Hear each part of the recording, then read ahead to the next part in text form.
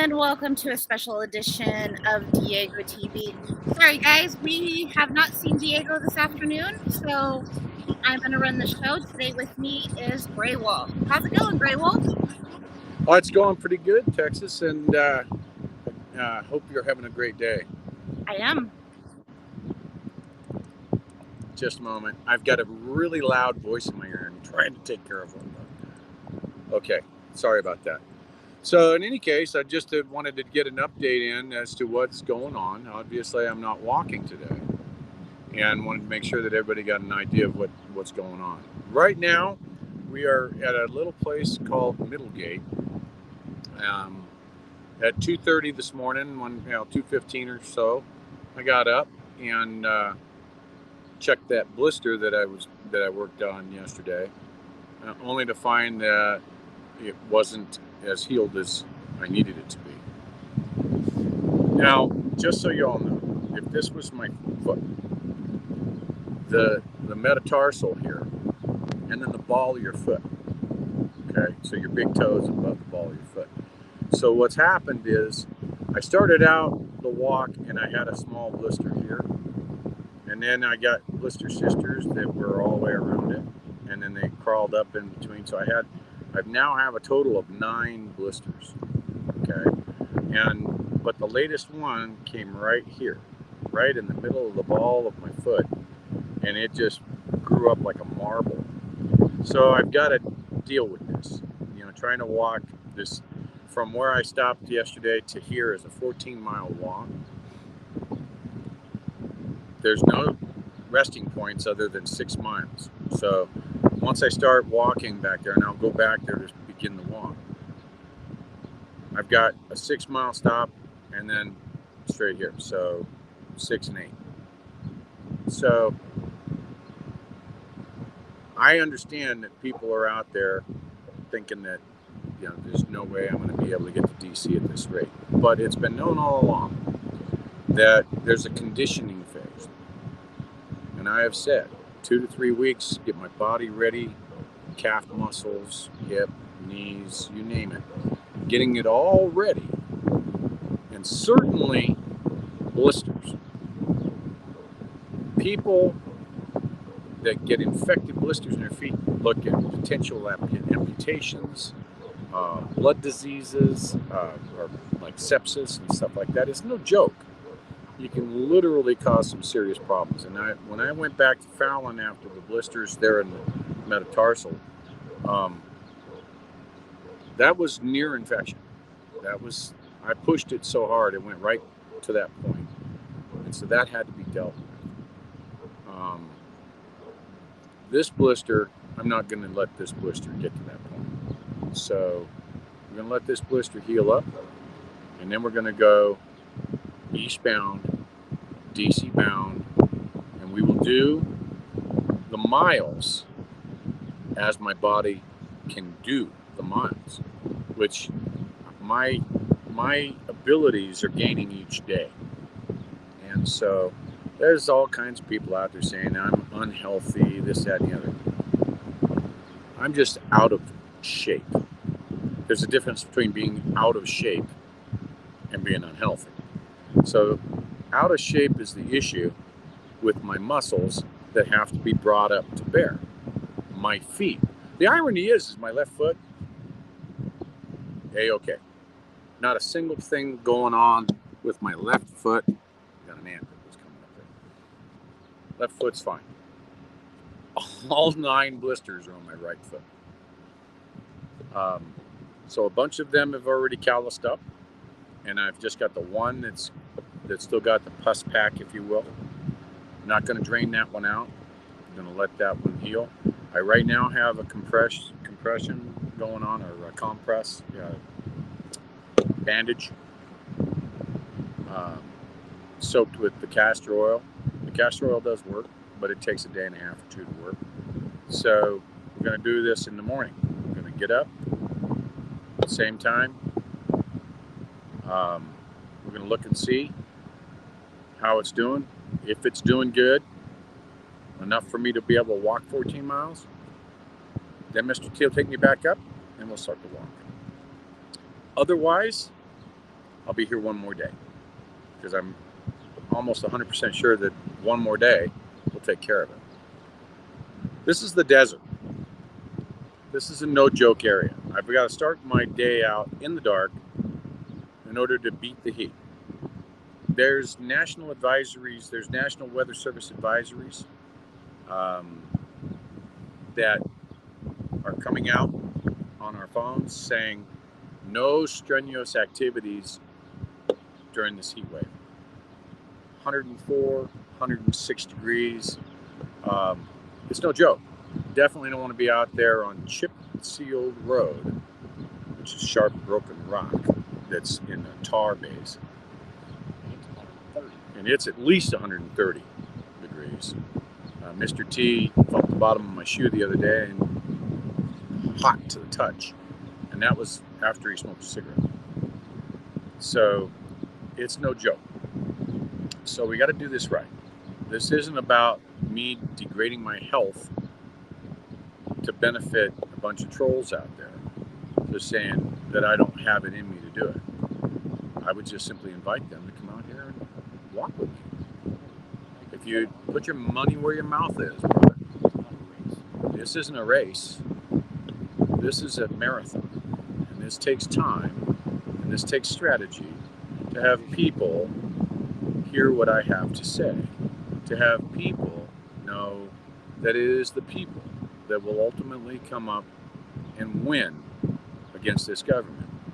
And I just had a really good conversation with a friend of mine that I consider a friend, Sasnak. And it's pretty clear to everybody that's involved, not just him, but in the conversation I'm having with Sasnak, it comes up to the fact that the American people aren't hurting enough. They aren't hurting enough to be able to engage the way that we need people to engage. I certainly hope to be able to wake a few people up, more than just a few. I'll be happy with 1% of America, but I'd like to get 2%, 3%.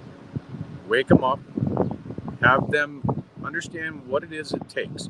Every single government in history, as long as records go back, doesn't matter what country, whatever governments have been created, whatever dictatorships have been created, it has always been the people that take them down when they're wrong for the people. Our government needs to have a correction. This, there is no argument. Our government and our constitutional republic is in fact in jeopardy of being squashed. So you can do this now, or in 10 years, if you let it go, we're looking at something pretty extreme. And I don't want to see that pretty extreme moment. So the goal is to get the people. That's the goal of this walk. This walk is to bring as many people to bear on government as possible. Too many people are saying, well, you know, I'm upset, but I don't know what to do. And I'll tell you what you need to know, what you need to do. We need to put the pressure on. And our numbers are what are important. There's no way that I'm going to try and do an occupation somewhere and say that this is our movement. There's no way that any strategy in my mind can work if it does not involve a lot of people. Enough people to scare them and let them know that who they work for. They work for us, and that's the governments around the world. You heard Brian Brazzi coin that with the People's Convoy. But let the governments around the world know that they work for us. No truer words have been spoken. The fact is, we need the people, not a messiah, not a single individual, because this is way above me. This is way above all of those individuals who think that they've got the answer. People decide when the government needs to go away. when it needs to be replaced, when it needs to have intervention. The government needs an intervention. And I don't know if the wind is, there's a wind that's come up, so it may be canceling out my voice or something, but I'll see if I can wait for that to come by. But okay, good. So the government needs to have an intervention. And the people that give the intervention are the people of the United States of America. The more people, the better the intervention. So that's the goal with this walk. Come out, talk to me, walk with me. I don't care if it's 100 yards. Walk with me, walk for a mile or walk for a while. Camp out with us as we stop and camp for the night. Whatever the case might be, I know that there are people coming. I'm out here by myself at the moment, and I have been since the 2nd of June. Yeah, I haven't put out the miles I would like to be able to do each day, but they will come. As my legs get better, as my muscles get more toned, as the blisters turn to calluses, I'll get the miles in to where I don't have to worry about getting out here in 100+ degrees. We'll get you one way or the other, finally. So it'll all come. And when it does, we'll start seeing more miles per day. We'll start seeing more people joining in. And that's pretty much it.